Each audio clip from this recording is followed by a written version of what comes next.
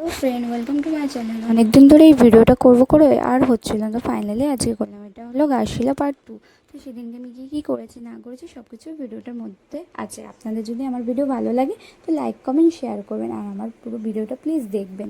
তো সেদিনকে না রুমে যেতে যেতে প্রায় 2টো বেজে গেছিলো। তো রুমে গিয়ে আর কিছু ভিডিও করেনি, তো তাড়াতাড়ি ফ্রেশ হয়ে এই দুপুরবেলা হালকা ফুলকা খাবার খেয়ে আমি একটু গেলাম রেডি হতে। রেডি হয়ে আমরা বিকেলবেলা আমাদের বিউটিফুল লোকেশনের দিকে পৌঁছে গেলাম।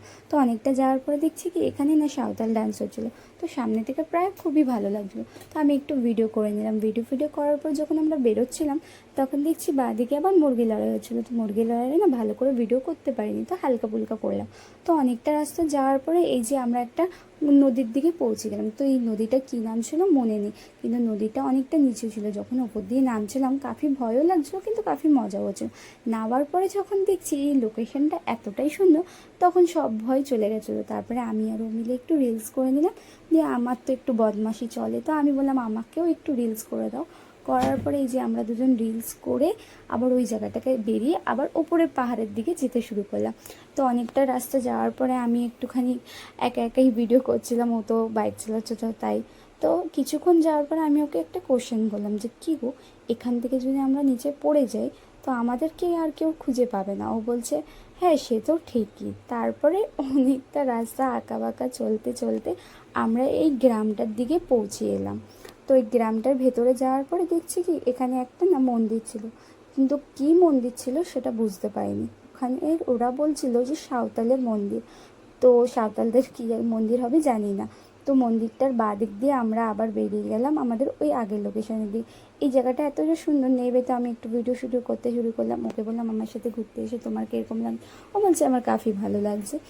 তো অনেকটা হাঁটার পরে সবাই মিলে দাঁড়িয়ে এক কাপ চা খেয়ে নিলাম। চা খাওয়ার পরে এই যে আমার একটা নতুন বন্ধুর সাথে আলাপ হলো।